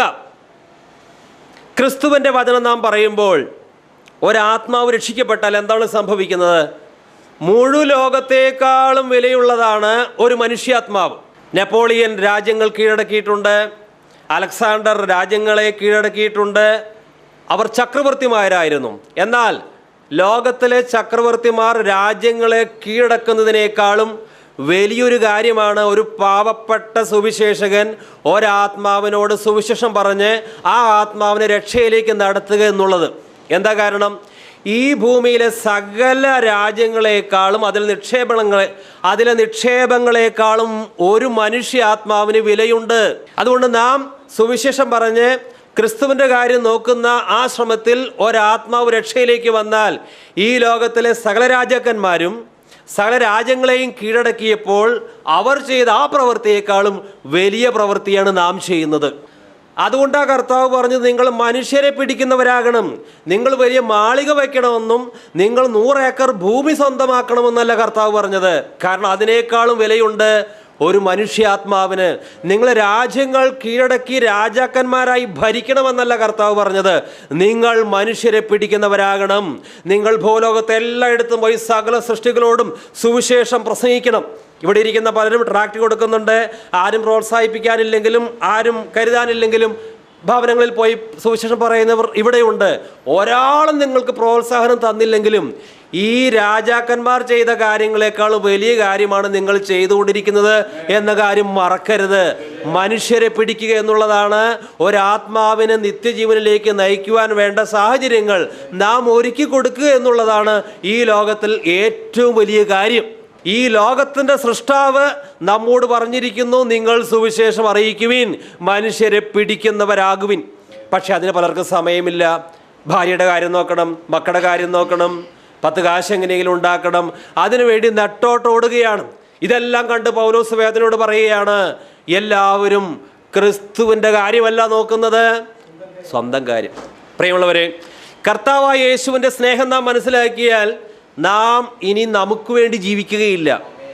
അത് ഫിലിപ്പിയ ലേഖനം 2-ാം അധ്യായത്തിൽ തന്നെ നമ്മൾ വിശദമായി ചിന്തിച്ചു കഴിഞ്ഞു. ദൈവത്തോടുള്ള സമാനത മുറുകെ പിടിക്കാതെ കർത്താവായ യേശു ക്രിസ്തു വേഷത്തിൽ മനുഷ്യനായി ദാസരൂപം ധരിച്ചു, തന്നെത്താൻ ഒഴിച്ചു, കുരിശു മരണത്തോളം അനുസരണമുള്ളവനായി. എന്തിനു വേണ്ടി? നിത്യമായ നരകത്തിൽ ഞാനും നിങ്ങളും കിടക്കാതിരിക്കുവാൻ എല്ലാ പദവികളും ഉപേക്ഷിച്ച് ക്രിസ്തു വന്നു. ഈ സത്യം പൗലോസ് മനസ്സിലാക്കി. നാം മനസ്സിലാക്കിയ പോലെ തന്നെ ഈ സത്യം പൗലോസിൻ്റെ കാഴ്ചപ്പാട് മാറ്റി. പണ്ട് അക്രമിയായിരുന്നു, നിഷ്ഠൂരനായിരുന്നു. എന്നാൽ ആ ദമസ്കോസിൻ്റെ പടിവാതിൽക്കൽ വെച്ച് കർത്താവായ യേശുവിൻ്റെ ദർശനം ലഭിച്ചപ്പോൾ പൗലോസിന് വേണ്ടി ജീവിച്ചില്ല, കർത്താവിന് വേണ്ടി മാത്രം ജീവിക്കുവാൻ തൻ്റെ ജീവിതത്തെ മാറ്റിവെച്ചു.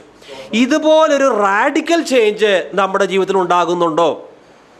എത്രയോ ഇപ്പോഴും നമ്മൾ നമ്മുടെ സ്വകാര്യ ദുഃഖങ്ങളും നമ്മുടെ പ്രശ്നങ്ങളും, ജോലിയിലെ പ്രശ്നം, ഭാര്യയ്ക്ക് പ്രശ്നം, വീട്ടിൽ പ്രശ്നം, അവിടെ പ്രശ്നം, ഇങ്ങനെ സ്വന്തം ദുഃഖങ്ങളിലേക്ക് തിരിഞ്ഞ് നമ്മൾ നിഷ്പ്രയോജനദാസന്മാരായി തീരുകയാണോ എന്നാണ് സംശയം. പൗലോസിലൊക്കെ വന്ന മാറ്റം എത്ര തീവ്രതയുള്ളൊരു മാറ്റം. പിന്നെ പഴയതിലേക്ക് തിരിഞ്ഞേയില്ല. പ്രിയമുള്ളവരെ, വിശുദ്ധ ബൈബിൾ നമ്മോട് പറയുന്നത് നാം ഇവിടെ അന്യരാണ്, നാം പരദേശികളാണ്, നാം സ്വർഗീയ പൗരന്മാരാണ്, നമ്മുടെ പൗരത്വ സ്വർഗത്തിലാണ്. അതുകൊണ്ട് നിങ്ങൾ ഭൂമിയിലുള്ള കാര്യങ്ങളല്ല, ഉയരത്തിലുള്ള കാര്യങ്ങളാണ് അന്വേഷിക്കേണ്ടത്. ഞാനൊരു പരദേശിയാണ് ഇവിടെ, ഈ ബോധ്യം നമുക്കുണ്ടാകണം. ഞാനിവിടെ എൻ്റെ കാര്യം നോക്കുവാൻ വേണ്ടി വിളിക്കപ്പെട്ടവനല്ല, നിയമിക്കപ്പെട്ടവനല്ല. ഒരുവൻ എല്ലാവർക്കും വേണ്ടി മരിച്ചു, അതുകൊണ്ട് ഇനി ജീവനോടെ ഇരിക്കുന്നവരാരും അവർക്ക് വേണ്ടി ജീവിക്കാതെ അവർക്ക് വേണ്ടി മരിച്ചുയർത്തുവിന് വേണ്ടി ജീവിക്കണം. അതാണ് എൻ്റെ മേൽ ദൈവം തന്നിരിക്കുന്ന ഉത്തരവാദിത്വം. ഞാൻ എൻ്റെ പ്രശ്നങ്ങളും ബുദ്ധിമുട്ടുകളും എങ്ങനെ മാറ്റാം, അതിനുവേണ്ടി ഏത് പ്രാർത്ഥനയിലേക്ക് പോകാം, ഏത് പ്രവാചകൻ്റെ അരികിലേക്ക് പോയാലാണ് എൻ്റെ കണ്ണീരൊന്ന് തോരുക, അങ്ങനെ നടക്കുന്നവനല്ല യഥാർത്ഥ ക്രിസ്ത്യാനി. അവൻ്റെ കാര്യമല്ല, അവൻ്റെ കാര്യം നോക്കുന്നവർക്ക് എന്നും പ്രവാചകന്മാർ വേണം, എന്നും പ്രാർത്ഥനാ സഹായം വേണം. അത് വേണ്ടെന്നൊന്നുമല്ല പറയുന്നത്. മനോഭാവം മാറിയിട്ടില്ല. എൻ്റെ പ്രശ്നം, എൻ്റെ കാര്യം. സ്വയകേന്ദ്രീകൃത ജീവിതം നയിക്കുന്നവർക്ക് എപ്പോഴും കണ്ണീരിന് മാത്രമേ സാധ്യത ഉണ്ടാവുകയുള്ളൂ. എന്നും പ്രശ്നമായിരിക്കും അവർക്ക്. എന്നാൽ ആര് ക്രിസ്തുവിൻ്റെ കാര്യം നോക്കുന്നുവോ അവൻ്റെ സ്വകാര്യ പ്രശ്നങ്ങളിലേക്ക് തിരിയാൻ സമയമില്ല. ആദ്യം ദൈവരാജ്യ നീതി അന്വേഷിക്കുന്നവൻ, അവന് വേണ്ടി ദൈവമാണ് എല്ലാം പ്രവർത്തിക്കുന്നത്. അതുകൊണ്ട് നമ്മുടെ ജീവിതത്തിൽ എൻ്റെ കർത്താവിൻ്റെ കാര്യം എനിക്ക് വേണ്ട പോലെ നിറവേറ്റാൻ സാധിക്കുന്നില്ല, കർത്താവ് എൻ്റെ മേൽ ഏൽപ്പിച്ചിരിക്കുന്ന ഉത്തരവാദിത്തങ്ങൾ, ഡ്യൂട്ടികൾ വേണ്ട പോലെ എനിക്ക് ചെയ്യാൻ സാധിക്കുന്നില്ല എന്നോർത്ത് എത്ര പേർക്ക് സങ്കടമുണ്ട്. എൻ്റെ സമയത്തിൻ്റെ വലിയ പങ്കും ഞാൻ എൻ്റെ സ്വന്തം കാര്യം അന്വേഷിക്കുകയാണല്ലോ, എൻ്റെ കർത്താവിൻ്റെ കാര്യം അന്വേഷിക്കുവാൻ എനിക്ക് സമയമില്ലല്ലോ എന്നോർത്ത് ആർക്കെങ്കിലും വേദന തോന്നാറുണ്ടോ? വേദന തോന്നില്ല. കാരണം അവർക്ക് അവരുടേതായ പ്രശ്നങ്ങളാണ് കിടക്കുന്നത്. സാമ്പത്തിക പ്രശ്നം, ആ പ്രശ്നം, ഈ പ്രശ്നം, കുടുംബത്തിലെ പ്രശ്നം. ഇതെല്ലാം കണ്ട് പൗലോസ് സങ്കടത്തോടെ പറയുകയാണ്, എല്ലാവരും സ്വന്തം കാര്യമാണ് നോക്കുന്നത്, ക്രിസ്തുവിൻ്റെ കാര്യമല്ല. നമ്മൾ ചിന്തിക്കുക, പലരും പ്രാർത്ഥിക്കാൻ പോകുന്നു, നല്ല കാര്യം, എന്തിനു വേണ്ടിയിട്ടാ? പലരും ഉപവസിക്കുന്നു, നല്ല കാര്യം, എന്തിനു വേണ്ടിയിട്ടാ? അവനവൻ്റെ പ്രശ്നങ്ങൾക്ക് വിടുതൽ കിട്ടണം, ഇതിനു വേണ്ടിയാണ് ഒരുപക്ഷെ 90% പ്രാർത്ഥനകളും പ്രസംഗങ്ങളൊക്കെ ഇന്ന് നടക്കുന്നത്. ക്രിസ്തുവിൻ്റെ കാര്യം നീ നോക്കണം, നീ സ്വന്തം കാര്യം നോക്കരുത് എന്ന് പൗലോസ് പറഞ്ഞതുപോലെ ഇന്ന് ശക്തമായിട്ട് ഈ ദൂത് എത്ര പേര് പ്രസംഗിക്കും? നമ്മളൊരു ഉപവാസ പ്രാർത്ഥനയ്ക്കോ മറ്റോ പോയാൽ, മോനെ മോളെ നീ കണ്ണീരിലാണ്, ദുഃഖത്തിലാണ്, നിനക്ക് ആകെ സങ്കടമല്ലേ, ദൈവാത്മാവ് നിൻ്റെ വേദന കാണുന്നുണ്ട്, വെറുതെയല്ല ഇന്ന് ഈ പ്രാർത്ഥന കൂട്ടായ്മയിൽ നീ വന്നത്, ഇതാ നിൻ്റെ സങ്കടങ്ങളും ബുദ്ധിമുട്ടുകളും ബന്ധനങ്ങളും ഇപ്പം മാറും, ഒന്ന് പ്രാർത്ഥിച്ചാൽ മതി, ഇപ്പം നിനക്ക് വിടുതൽ കിട്ടും. ഇത് കേൾക്കുമ്പോൾ സ്വന്തം കാര്യം അന്വേഷിക്കുന്ന ഒരു വ്യക്തിയുടെ ഉള്ളം തുടിച്ചു, എൻ്റെ കാര്യം ഇപ്പോൾ നടക്കും, ഈ പ്രവാചകനിലൂടെ, ഈ വിടുതൽ ശുശ്രൂഷയിലൂടെ എൻ്റെ കാര്യം ഇപ്പോൾ നടക്കും, ഞാൻ കോളടിക്കാൻ പോവുകയാണ്, ഭയങ്കര സ്തുതിയും സ്തോത്രം ഉയരുകയാണ്. ഇതല്ലേ ഇന്ന് നടക്കുന്നത്? ആരെങ്കിലും എന്നെ അനുഗമിക്കുവാൻ ഇച്ഛിച്ചാൽ അവൻ തന്നെത്താൻ നിഷേധിച്ച് തൻ്റെ ക്രൂശുമെടുത്ത് എൻ്റെ പിന്നാലെ വരണം. അത് ശിരസാ വഹിച്ചവനാണ് പൗലോസ്. ആ പൗലോസിന് പറയാൻ സാധിച്ചു, ഞാൻ ജീവിക്കുന്നു, ഞാനല്ല, ക്രിസ്തുവാണ് എന്നിൽ ജീവിക്കുന്നത്. അതെ, ഇതാണ് യഥാർത്ഥ ക്രിസ്തീയ ജീവിതം. ഇതിൽ കുറഞ്ഞതല്ല, ഇതാണ് യഥാർത്ഥ ക്രിസ്തീയ ജീവിതം. പഴയ നിയമത്തിൽ ഇസ്രായേൽ മക്കളെ അടിമകളാക്കി, പ്രവാസികളാക്കി ബാബേലിലേക്ക് പിടിച്ചു കൊണ്ടുപോയി. ഇവർ ബാബേലിൽ എത്തിയിട്ടും ബാബേലിലെ കാര്യങ്ങളൊന്നല്ല ഇവരുടെ ചിന്താവിഷയം. ഇവർക്ക് യെരൂശലേമാണ് ചിന്താവിഷയം. അവിടെ കിടന്നുകൊണ്ട് അവർ യെരൂശലേമിനെയാണ് ഓർക്കുന്നത്. കാരണം ഇവർ അന്യദേശത്താണ്, സ്വന്തം ദേശം യെരൂശലേമാണ്. ബാബേലിൽ കിടക്കുമ്പോൾ ഇവരുടെ മനസ്സ് ബാബേലിൽ ഇല്ല. അവരെന്താ പറയുന്നത് നമുക്ക് ചിന്തിക്കാം. സങ്കീർത്തനത്തിൽ നിന്ന് വായിക്കാം. സങ്കീർത്തനങ്ങൾ 137 5-6 വാക്യങ്ങൾ. യെരൂശലേമേ, നിന്നെ ഞാൻ മറക്കുന്നുവെങ്കിൽ എൻ്റെ വലങ്കൈ മറന്നുപോകട്ടെ. നിന്നെ ഞാൻ ഓർക്കാതെ പോയാൽ, യെരൂശലേമിനെ എൻ്റെ മുഖ്യ സന്തോഷത്തേക്കാൾ വിലമതിക്കാതെ പോയാൽ എൻ്റെ നാവ് അണ്ണാക്കിനോട് പറ്റിപ്പോകട്ടെ. ഇതിൽ നമ്മൾ പഠിക്കുന്ന ആത്മീയ പാഠം എന്താണ്? നാം ഇവിടെ അന്യരും പരദേശികളുമാണ്. ഇത് നമുക്കൊരു രീതിയിൽ ബാബേലാണ്. നമ്മുടെ യെരൂശലേം സ്വർഗീയ യെരൂശലേമാണ്. അതിനെക്കുറിച്ചുള്ള ഓർമ്മകളും അതിനുവേണ്ടി ഞാൻ എന്തു ചെയ്യണം, ആ കാര്യങ്ങളുമാണ് നമ്മുടെ ഹൃദയത്തെ മഥിക്കേണ്ടത്. എൻ്റെ കർത്താവിന് വേണ്ടി എനിക്കൊന്നും ചെയ്യാൻ സാധ്യമല്ല എങ്കിൽ, എൻ്റെ കർത്താവിന് വേണ്ടി ഒന്നും ചെയ്യാത്തൊരു കൈയാണ് എനിക്കുള്ളതെങ്കിൽ ഈ കൈയിൻ്റെ ശേഷി നഷ്ടപ്പെടട്ടെ എന്ന് നമുക്ക് പ്രാർത്ഥിക്കാൻ സാധിക്കുമോ? എൻ്റെ കർത്താവിന് വേണ്ടി ഒന്നും ചെയ്യാൻ പറ്റാത്ത, സ്വന്തം കാര്യത്തിന് വേണ്ടി ഓടുന്ന ഒരു കാലാണ് എനിക്കുള്ളതെങ്കിൽ ഈ കാലിൻ്റെ പ്രവർത്തന ശേഷി നഷ്ടപ്പെടട്ടെ എന്ന് നമുക്ക് പ്രാർത്ഥിക്കാൻ സാധിക്കുമോ? എൻ്റെ കർത്താവിന് സുവിശേഷം പറയാൻ വേണ്ടി കർത്താവ് എനിക്ക് നാവ് തന്നു, എന്നാൽ ഇപ്പോൾ സുവിശേഷം പറയാതെ ഞാൻ എൻ്റെ കാര്യങ്ങളിൽ മാത്രം വ്യാപൃതരായിരിക്കുകയാണ്. അതുകൊണ്ട് എൻ്റെ നാവ് എൻ്റെ അണ്ണാക്കോട് പറ്റിപ്പോകട്ടെ എന്ന് പ്രാർത്ഥിക്കാൻ നമുക്ക് അങ്ങനെ പ്രാർത്ഥിക്കാൻ സാധിക്കുമോ? ധൈര്യമുണ്ടോ? ആത്മാർത്ഥതയുണ്ടോ? നമ്മളെങ്ങനെയും രോഗസൗഖ്യം കിട്ടി കാര്യം നേടാൻ വേണ്ടി കൊതിച്ചിരിക്കുന്നവർ ഇങ്ങനെയൊക്കെ പ്രാർത്ഥിക്കുമോ? എങ്ങനെയും ഒരു വിടുതൽ കിട്ടാൻ വേണ്ടി പ്രാർത്ഥിക്കുമ്പോൾ എൻ്റെ നാവ് അണ്ണാക്കോട് അങ്ങ് പറ്റിപ്പോകട്ടെ എന്ന് നമുക്ക് പ്രാർത്ഥിക്കാൻ സാധിക്കുമോ? എല്ലാവരും ക്രിസ്തുവിൻ്റെ കാര്യമാണോ നോക്കുന്നത്? ഇനി എല്ലാവരുടെ കാര്യം പോട്ടെ, ഞാൻ ആരുടെ കാര്യമാണ് നോക്കുന്നത്? ക്രിസ്തുവിൻ്റെ കാര്യം. ഞാൻ എന്തിനെക്കുറിച്ചാണ് വേവലാതിപ്പെടുന്നത്? എൻ്റെ ചിന്തയിൽ എനിക്ക് വേദന ഉളവാക്കുന്നത് ഏതൊക്കെ കാര്യമാണ്? ഇതാ സുവിശേഷം അറിയാതെ അനേകർ നശിക്കുന്നു, നിത്യനരകത്തിൽ പോയിക്കൊണ്ടിരിക്കുന്നു. ഇതിനെക്കുറിച്ചാണോ എനിക്ക് വേവലാതി? അതോ എൻ്റെ കുടുംബ പ്രശ്നം, എൻ്റെ ജോലി പ്രശ്നം, എൻ്റെ ശരീരത്തിൽ അവിടെ വേദന, ഇവിടെ വേദന, അവിടെ നീർക്കെട്ട്, ഇതൊക്കെയാണോ എനിക്ക് ഏറ്റവും വലിയ വിഷമം സൃഷ്ടിക്കുന്ന കാര്യങ്ങൾ എന്നൊന്ന് നമുക്ക് ചിന്തിക്കാം. നമുക്ക് പ്രാർത്ഥിക്കാം, കണ്ണുകളടയ്ക്കാം, ഏറ്റുപറയാം. രക്തമൊലിക്കുന്ന ഇമ്മാനുവേലേ, അങ്ങയോടുള്ള ഡ്യൂട്ടികൾ എൻ്റെ കൈകൾ ചെയ്യുന്നില്ലെങ്കിൽ എൻ്റെ കൈയിൻ്റെ ശേഷി നഷ്ടപ്പെട്ടു പോകട്ടെ. കർത്താവേ, അങ്ങയുടെ സ്നേഹത്തെക്കുറിച്ച് സംസാരിക്കുവാൻ എൻ്റെ നാവ് ചലിക്കുന്നില്ലെങ്കിൽ എൻ്റെ നാവ് അണ്ണാക്കിനോട് പറ്റിപ്പോകട്ടെ. അങ്ങെനിക്ക് തന്ന ആരോഗ്യം അങ്ങേക്കായി മാറ്റിവെക്കുന്നില്ലെങ്കിൽ എൻ്റെ ആരോഗ്യം നഷ്ടപ്പെടട്ടെ. കർത്താവേ, എൻ്റെ ജീവിത ലക്ഷ്യം അങ്ങാണ്, മറ്റൊരു ലക്ഷ്യവും എനിക്കില്ലാതാകട്ടെ. യേശുവേ, നിന്റെ നാമമഹത്വമാണ് എൻ്റെ ജീവിത ലക്ഷ്യം. യേശുവിൻ്റെ നാമത്തിൽ ആമേൻ. സങ്കീർത്തനം 137 5 6 വാക്യങ്ങൾ ഒരിക്കൽ കൂടി വായിക്കുന്നു. യെരുശലേമേ, നിന്നെ ഞാൻ മറക്കുന്നുവെങ്കിൽ എൻ്റെ വലം കൈ മറന്നു പോകട്ടെ. നിന്നെ ഞാൻ ഓർക്കാതെ പോയാൽ, യെരുശലേമിനെ എൻ്റെ മുഖ്യ സന്തോഷത്തെക്കാൾ വിലമതിക്കാതെ പോയാൽ എൻ്റെ നാവ് അണ്ണാക്കിനോട് പറ്റിപ്പോകട്ടെ. അപ്പോസ്തലനായ പൗലോസ് കർത്താവായ യേശുവിനെ രക്ഷിതാവായി സ്വീകരിച്ച അന്ന് മുതൽ ക്രിസ്തുവിന് വേണ്ടി ജീവിക്കാൻ ആരംഭിച്ചു. മരണം വരെ അത് തന്നെയായിരുന്നു തൻ്റെ ലക്ഷ്യം. ആ ശ്രമത്തിൽ തനിക്ക് കല്ലേറ്, ഉപദ്രവങ്ങൾ, കഷ്ടത, നഷ്ടം, അപമാനം എല്ലാം ഏറ്റു. എല്ലാ സന്തോഷത്തോടെ സഹിച്ചു. മാത്രമല്ല, ധാരാളം സഭകൾ, ആ സഭകളെ വിശ്വാസത്തിൽ നിലനിർത്തണം, അതിനുവേണ്ടിയുള്ള പരിശ്രമങ്ങൾ. ഇനി ചില വിശ്വാസികൾ തന്നെ പൗലോസിനെ തെറ്റിദ്ധരിച്ചു. പൗലോസ് വിശ്വാസികൾ ആത്മാർത്ഥമായി സ്നേഹിച്ചു, എന്നാൽ ചില വിശ്വാസികൾ പൗലോസിനെ അതുപോലെ സ്നേഹിച്ചില്ല, പൗലോസിനെ തെറ്റിദ്ധരിച്ചു.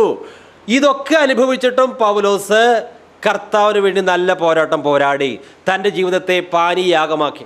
പൗലോസ് ഒരിക്കലും സ്വന്തം കാര്യം അന്വേഷിച്ചില്ല. സ്വന്തം കാര്യം അന്വേഷിക്കാത്ത വ്യക്തിക്ക് മാത്രമേ നിങ്ങൾ സ്വന്തം കാര്യം അന്വേഷിക്കരുത് എന്ന് പ്രബോധിപ്പിക്കുവാനുള്ള ന്യായമായ റൈറ്റുള്ളൂ. അല്ലാത്തവരൊക്കെ എന്താ പറയുക, എങ്ങനെയും പിടിച്ചെടുക്കുക, അനുഗ്രഹം നോക്കുക, ഇതാണ് അനുഗ്രഹം വാങ്ങാനുള്ള സമയം, ഇതാണ് അനുഗ്രഹം, നിന്റെ അനുഗ്രഹം ഇപ്പോഴാണ് കിട്ടുക, ഈ സമയത്ത് പിടിച്ചെടുത്തില്ലെങ്കിൽ ഇപ്പം പോകും, വഴുതി പോകും എന്ന് പറഞ്ഞ് പേടിപ്പിക്കും.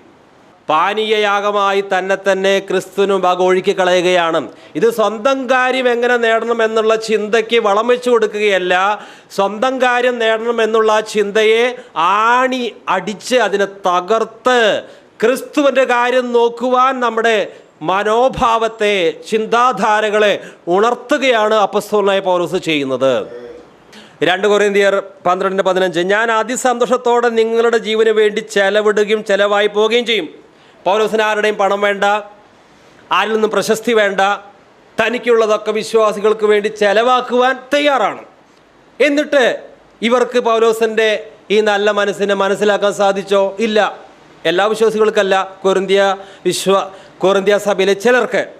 ഞാൻ നിങ്ങളെ അധികമായി സ്നേഹിച്ചാൽ നിങ്ങൾ എന്നെ അല്പമായി സ്നേഹിക്കുന്നുവോ? അപ്പോൾ അങ്ങനെയുള്ള വിശ്വാസികൾ ഉണ്ടായിരുന്നു. ഇതൊക്കെ കണ്ടിട്ട് പൗലോസ് വേദനയോട് പറയുകയാണ്, എല്ലാവരും സ്വന്തം കാര്യമാണ് നോക്കുന്നത്, ക്രിസ്തുവിൻ്റെ കാര്യമല്ല. ഇനി പൗലോസിൻ്റെ കൂടെ കുറേ കാലം സുവിശേഷ വേല ചെയ്ത ഒരു വ്യക്തി ഉണ്ടായിരുന്നു, ദേമാസ്. കുറച്ച് കഴിഞ്ഞപ്പോൾ ദേമാസിന് മനസ്സിലായി ഈ പൗലോസിൻ്റെ കൂടെ നടന്നിട്ട് പ്രത്യേകിച്ച് എനിക്കൊന്നും കിട്ടാനില്ല.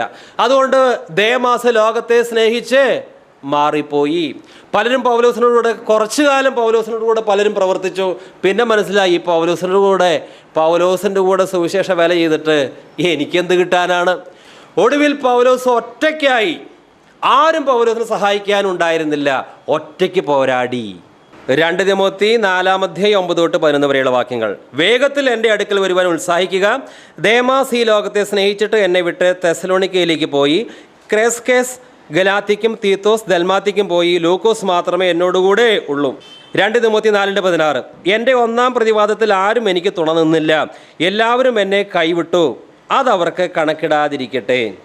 പൗലോസ് ക്രിസ്തുവിൻ്റെ കാര്യം മാത്രം നോക്കുന്നവനായിരുന്നു. അതുകൊണ്ട് പൗലോസിനെ പല രീതിയിലും സഹായിക്കാൻ മറ്റുള്ളവർക്ക് സമയമുണ്ടായിരുന്നില്ല. കാരണം അവർക്ക് അവരുടെ കാര്യങ്ങൾ നോക്കാനുണ്ടായിരുന്നു. പക്ഷെ എല്ലാവരും കൈവിട്ടാലും കർത്താവിൻ്റെ കാര്യം നോക്കുവാൻ പൗലോസ് ഉറച്ചു നിന്നു. അതുകൊണ്ട് കർത്താവ് പൗലോസിന് തുണ നിന്നു. പ്രിയമുള്ളവരെ, നാം സമ്പൂർണ്ണ സമർപ്പണത്തോടെ ഇറങ്ങുമ്പോൾ, ക്രിസ്തുവിൻ്റെ കാര്യം മാത്രം നോക്കുവാൻ നാം ഇറങ്ങിത്തിരിക്കുമ്പോൾ, നമ്മുടെ കൂടെ നിൽക്കുവാനോ സഹകരിക്കുവാനോ പ്രോത്സാഹന വാക്കുകൾ തരാനോ കൈത്താങ്ങലുകൾ തരാനോ ചിലപ്പോൾ ആരും ഉണ്ടായിരിക്കുകയില്ല.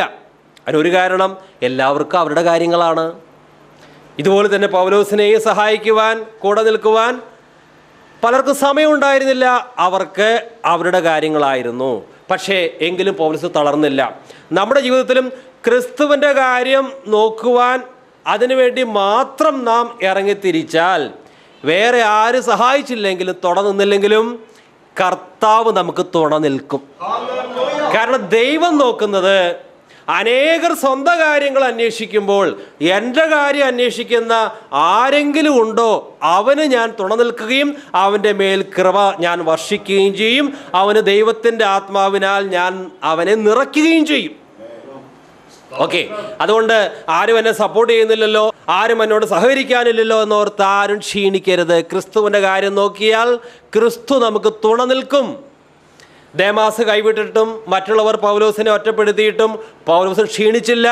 നല്ല പോരാട്ടം പോരാടുക തന്നെ ചെയ്തു. ഓട്ടം പൂർത്തിയാക്കി. വലിയ പ്രതിഫലം ഇനി പൗലോസിന് ലഭിക്കും. അതുകൊണ്ട് പൗലോസിൻ്റെ കാഴ്ചപ്പാട് ഒരിക്കലും നഷ്ടപ്പെട്ടില്ല.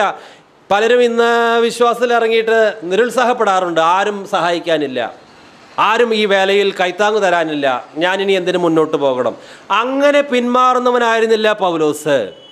ഇനി ചിലർ ക്രിസ്തുവിൻ്റെ കാര്യം നോക്കുന്നു എന്ന് അവകാശവാദം പറയാറുണ്ട്. എല്ലാവരുടെ കാര്യമല്ല. ഞാൻ എല്ലാം വിട്ടു, ഇതാ സുവിശേഷ വേലയ്ക്ക് ഇറങ്ങി, എൻ്റെ ജോലി വിട്ടു, പലതും വിട്ടു, ഞാൻ സുവിശേഷ വേലയ്ക്ക് ഇറങ്ങി. പക്ഷേ അങ്ങനെ വേല ചെയ്യുന്ന ചിലരൊക്കെ സ്വന്തം നാമമഹത്വത്തിന് വേണ്ടിയാണ് ചിലതൊക്കെ ചെയ്യുന്നത്. എല്ലാവരുടെ കാര്യമല്ല പറയുന്നത്. ഒരിക്കൽ ഒരു വെള്ളക്കാരിയായ മിഷണറി സ്ത്രീ ആഫ്രിക്കയിൽ സുവിശേഷ വേല ചെയ്യുകയായിരുന്നു. അവൾ സുവിശേഷം പറഞ്ഞ് പലരും ക്രിസ്തുവിലേക്ക് വന്നു. പല നീഗ്രോകളും വിശ്വാസികളായി മാറി. പക്ഷേ ഈ വെള്ളക്കാരിയായ മിഷണറി വനിത എപ്പോഴും ദുഃഖിച്ചാണ് നടക്കുക. അപ്പോൾ ഈ വിശ്വാസികളായ ആഫ്രിക്കക്കാർ പറഞ്ഞു, സഹോദരി എന്തിനാണ് ദുഃഖിക്കുന്നത്? ഞങ്ങളെയൊക്കെ ദൈവരാജ്യത്തിൻ്റെ അകത്തേക്ക് കൊണ്ടുവന്നത് അങ്ങാണല്ലോ, പിന്നെ എന്തിനു ദുഃഖിക്കണം? അപ്പോൾ ഈ സഹോദരി പറഞ്ഞു, ഞാൻ ഈ സുവിശേഷ വേല ചെയ്തപ്പോഴും എനിക്ക് ചില സ്വാർത്ഥ ലക്ഷ്യങ്ങൾ ഉണ്ടായിരുന്നു. കർത്താവായ യേശു ക്രിസ്തുവിനോടുള്ള ആത്മാർത്ഥമായ സ്നേഹം കൊണ്ടൊന്നുമല്ല ഞാൻ നിങ്ങളോട് സുവിശേഷം പറഞ്ഞത്. അതുകൊണ്ട് നിത്യതയിൽ എനിക്ക് യാതൊരു പ്രതിഫലവും ലഭിക്കാനില്ലല്ലോ, അതോർത്താണ് ഞാൻ സങ്കടപ്പെടുന്നത് എന്ന് ആ സഹോദരിക്ക് അല്പം ആത്മാർത്ഥത ഉണ്ടായിരുന്നതുകൊണ്ട് പറഞ്ഞു.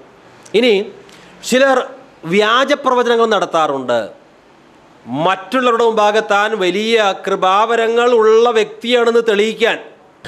സഹോദര, നീ പറയുന്ന പ്രവചനം വ്യാജപ്രവചനമാണെന്ന് പറഞ്ഞാൽ ഉടനെ തന്നെ വ്യാജപ്രവാചകന് ദേഷ്യം വരും. കാരണം അദ്ദേഹം ഒരു ഇമേജ് ഉണ്ടാക്കിയിട്ടുണ്ട്, അദ്ദേഹം ഒരു സൽപ്പേരുണ്ടാക്കിയിട്ടുണ്ട് ജനത്തിൻ്റെ മധ്യേ, ഞാനൊരു പ്രവാചകനാണ്. ഇപ്പോൾ ഒരുവരും പറയുന്നു നീ പറയുന്നത് വ്യാജമാണ്. അപ്പോൾ ദേഷ്യം വരും. കാരണം ജനത്തിൻ്റെ ഇടയിൽ തൻ്റെ പേരിതാ നഷ്ടപ്പെടാൻ പോകുന്നു. ഞാൻ ഇതുവരെ പടുത്തുയർത്തിയ എൻ്റെ സാമ്രാജ്യമുണ്ട്, പ്രവാചകൻ എന്നുള്ള ആ സാമ്രാജ്യം, അത് ഇവനിതാ നഷ്ടപ്പെടുത്തുകയാണ്. അതുകൊണ്ട് ദേഷ്യം വരികയാണ്.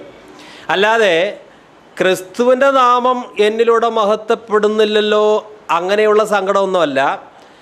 എൻ്റെ സാമ്രാജ്യമിതാ ഇവൻ നഷ്ടപ്പെടുത്തുന്നു. അവരുടെ ദൈവം ഉദരമാണ്, വയറാണ് അവരുടെ ദൈവം. അവർ സ്വന്തം കാര്യമാണ് അന്വേഷിക്കുന്നത്. കാരണം എത്രയോ പേർ ക്രിസ്തുവിനെ അറിയാതെ നശിക്കുന്നു. അതിലെത്ര പേർക്ക് സങ്കടമുണ്ട്? എൻ്റെ ശുശ്രൂഷയെ മറ്റൊരുവൻ വില കുറച്ച് കാണിച്ചല്ലോ എന്നോർത്ത് പലരും പൊട്ടിത്തെറിക്കാറുണ്ട്. ഞാൻ പറഞ്ഞ ആലോചന അവൻ അംഗീകരിച്ചില്ല, ഞാൻ പറഞ്ഞ ദൂത് ഏറ്റെടുത്തില്ല, വരും അവന് ദൈവം വലിയൊരു ശിക്ഷാവിധി അയക്കും. കാരണം ഞാൻ കൃത്യമായിട്ട് പറഞ്ഞ ആലോചന ഉണ്ടല്ലോ, അവന് സ്വീകരിച്ചില്ല. എന്നോട് പരിശുദ്ധാത്മ പറഞ്ഞത് അവൻ തുച്ഛീകരിച്ചു. കണ്ടോ, ദൈവത്തിൻ്റെ ക്രോധം അവൻ്റെ മേൽ പതിക്കും. കാത്തിരിക്കുകയാണ്. ഇവരൊന്നും ക്രിസ്തുവിൻ്റെ കാര്യം നോക്കുന്നവരല്ല. ജനത്തിന് മധ്യേ എന്തോ കൃപാവരങ്ങൾ ഞങ്ങൾക്കുണ്ട്, അങ്ങനെ ആ സ്ഥാനം പിടിച്ചെടുക്കാൻ പരിശ്രമിക്കുന്നവരാണ്. അങ്ങനെ നമ്മൾ ആരും ആകരുത്. നമുക്കിവിടെ ജനത്തിന് മുമ്പാകെ ഞാൻ വലിയൊരു ശുശ്രൂഷകനാണ്, എനിക്ക് കൃപാവരങ്ങൾ ഉണ്ട്, ഇങ്ങനെ പേരെടുത്തിട്ട് എന്താ കാര്യം? ഒടുവിൽ നരകത്തിൽ പോയിട്ട് വല്ല പ്രയോജനമുണ്ടോ? ഫിലിപ്പി ലേഖനം 2:21 മുതലുള്ള വാക്യങ്ങൾ 30 വരെ. യേശു ക്രിസ്തുവിൻ്റെ കാര്യമല്ല, സ്വന്തം കാര്യമത്ര എല്ലാവരും നോക്കുന്നു. അവനോ മകൻ അപ്പന് ചെയ്യുന്നത് പോലെ എന്നോടുകൂടെ സുവിശേഷ ഘോഷണത്തിൽ സേവ ചെയ്തു എന്നുള്ള അവൻ്റെ സിദ്ധത നിങ്ങൾ അറിയുന്നുവല്ലോ. ആകയാൽ എൻ്റെ കാര്യം എങ്ങനെയാകും എന്ന് അറിഞ്ഞ ഉടനെ ഞാൻ അവനെ അയക്കുവാൻ ആശിക്കുന്നു. ഞാനും വേഗം വരും എന്ന് കർത്താവിൽ ആശ്രയിച്ചിരിക്കുന്നു. എന്നാൽ എൻ്റെ സഹോദരനും കൂട്ടുവേലക്കാരനും സഹഭടനും നിങ്ങളുടെ ദൂതനും എൻ്റെ ബുദ്ധിമുട്ടിന് ശുശ്രൂഷിച്ചവനുമായ എപ്പഫ്രോദിത്തോസിനെ നിങ്ങളുടെ അടുക്കൽ അയക്കുന്നത് ആവശ്യമെന്ന് എനിക്ക് തോന്നി. അവൻ നിങ്ങളെ എല്ലാവരെയും കാണുവാൻ വാഞ്ചിച്ചും താൻ ദീനമായി കിടന്നു എന്ന് നിങ്ങൾ കേട്ടതുകൊണ്ട് വ്യസനിച്ചുമിരിക്കുന്നു. അവൻ ദീനം പിടിച്ച് മരിക്കാറായിരുന്നു സത്യം. എങ്കിലും ദൈവം അവനോട് കരുണ ചെയ്തു. അവനോട് മാത്രമല്ല, എനിക്ക് ദുഃഖത്തിന്മേൽ ദുഃഖം വരാതിരിക്കുവാൻ എന്നോടും കരുണ ചെയ്തു. ആകയാൽ നിങ്ങൾ അവനെ വീണ്ടും കണ്ട് സന്തോഷിക്കുവാനും എനിക്ക് ദുഃഖം കുറയുവാനും ഞാൻ അവനെ അധികം ജാഗ്രതയോടെ അയച്ചിരിക്കുന്നു. അവനെ കർത്താവിൽ പൂർണ്ണ സന്തോഷത്തോടെ സ്വീകരിക്കുവിൻ. ഇങ്ങനെയുള്ളവരെ ബഹുമാനിക്കുവിൻ. എനിക്ക് വേണ്ടിയുള്ള നിങ്ങളുടെ ശുശ്രൂഷയുടെ കുറവ് തീർപ്പാനല്ലോ അവൻ തൻ്റെ പ്രാണനെപ്പോലും കരുതാതെ ക്രിസ്തുവിൻ്റെ വേല നിമിത്തം മരണത്തോളം ആയത്. എല്ലാവരും സ്വന്തം കാര്യം നോക്കുന്നവരായിരുന്നില്ല. പൊതുവെ വിശ്വാസികളുടെ സ്വഭാവത്തെ വിലയിരുത്തിയാണ് പൗലോസ് അപ്രകാരം പറയുന്നത്. ഈ എപ്പഫ്രോദിത്തോസും തിമോത്തിയോസും സ്വന്തം കാര്യം നോക്കുന്നവരല്ല, ക്രിസ്തുവിൻ്റെ കാര്യം നോക്കുന്നവരായിരുന്നു. കുറച്ച് വാചകങ്ങൾ അപ്പസ്തലനായ പൗലോസ് എപ്പഫ്രോദിത്തോസിനെ കുറിച്ച് പറയാൻ മാറ്റിവെക്കുകയാണ്. എപ്പഫ്രോദിത്തോസ് ക്രിസ്തുവിൻ്റെ വേല നിമിത്തം മരണത്തിൻ്റെ വക്കോളം എത്തി. അവൻ സ്വന്തം കാര്യം നോക്കുന്നവനല്ല. ഇന്ന് ഈ എപ്പഫ്രോദിത്തോസിനെ കുറിച്ച് പലർക്കും പറഞ്ഞാൽ മനസ്സിലാകില്ല. എന്തുകൊണ്ടെന്നാൽ പലരും സമൃദ്ധിയിലും സുഖസൗകര്യത്തിലൊക്കെയാണ് ജീവിക്കുന്നത്. അപ്പോൾ ഈ പൗലോസ്, തിമോത്തി, എപ്പഫ്രോദിത്തോസ് ഇങ്ങനെയുള്ളവരെ കുറിച്ച് പറഞ്ഞാൽ മനസ്സിലാക്കാൻ ഭയങ്കര ബുദ്ധിമുട്ടാണ്. കാരണം എങ്ങനെയെങ്കിലും സ്വന്തം കാര്യം നേടണം, അതിനുവേണ്ടി പ്രാർത്ഥന ഉപവാസവുമായിട്ടൊക്കെ കഴിയുന്ന ഒരു വലിയ വിഭാഗം ജനമാണ്. ഞെരുക്കം എന്താണ്, ബുദ്ധിമുട്ട് എന്താണ് അവർക്ക് അറിഞ്ഞുകൂടാ, സുഖസൗകര്യമായി ജീവിക്കുകയാണ്. എന്നാൽ എപ്പഫ്രോദിത്തോസ് സ്വന്തം കാര്യം നോക്കാതെ ക്രിസ്തുവിൻ്റെ കാര്യം നോക്കിയത് കൊണ്ട് തൻ്റെ ശുശ്രൂഷയിൽ അവൻ മരണത്തിൻ്റെ വക്കോളമെത്തി. മാത്രമല്ല, ഒരു ഘട്ടത്തിൽ വലിയ രോഗവും പിടിച്ചു. രണ്ട് രീതിയിലും മരിക്കേണ്ടതായിരുന്നു. ദൈവത്തിന് അവനോട് കരുണ കാണിക്കാൻ മനസ്സായതുകൊണ്ട് അവൻ രക്ഷപ്പെട്ടു. ഓക്കെ, ഇനി ഈ എപ്പഫ്രോദിത്തോസ് നമുക്കെല്ലാവർക്കൊരു മാതൃകയാണ്. ഇദ്ദേഹം ഒരു വലിയ പ്രസംഗകനാണെന്നോ വലിയ കൃപാവര പ്രാപ്തനാണെന്നോ ഒരു വലിയ സഭാ നേതാവാണെന്നോ ഒന്നും ഇവിടെ പറയുന്നില്ല. അവൻ സാധാരണ ഒരു വിശ്വാസിയാണ്. എല്ലാവർക്കും ഒരുപക്ഷെ പൗലോസിനെ പോലെ തിളങ്ങാൻ സാധിച്ചു എന്ന് വരികയില്ല, എല്ലാവർക്കും തിമോത്തിയോസിനെ പോലെ ആകാൻ സാധിച്ചു എന്ന് വരികയില്ല. പക്ഷേ എല്ലാവർക്കും എപ്പഫ്രോദിത്തോസിനെ പോലെ ആകാൻ സാധിക്കും. കാരണം ഇവനൊരു സാധാരണ വിശ്വാസിയാണ്. നമുക്കൊക്കെ ഉള്ള കൃപകളും താലന്തുകളും മാത്രമാണ് എപ്പഫ്രോദിത്തോസിനും ഉള്ളത്. എന്നാൽ ഒരു സാധാരണ വിശ്വാസിക്ക് പോലും കർത്താവിൻ്റെ വേലയിൽ അങ്ങേയറ്റം ഫലപ്രദമായി ഉപയോഗിക്കപ്പെടുവാൻ സാധിക്കുമെന്നുള്ളതിന് തെളിവാണ് ഈ എപ്പഫ്രോദിത്തോസ്. എനിക്ക് വേണ്ടത്ര പ്രസംഗിക്കാൻ കഴിവില്ല, വലിയ കൃപാവരങ്ങൾ എനിക്കില്ല എന്നോർത്ത് ആരും നിരാശപ്പെടരുത്. എപ്പഫ്രോദിത്തോസിനെ കുറിച്ച് ബൈബിളിൽ 2 ഭാഗത്തെ പറയുന്നുള്ളൂ. ആ 2 ഭാഗങ്ങൾ ഫിലിപ്പി ലേഖനത്തിലാണ്. ഒന്ന് ഇപ്പോൾ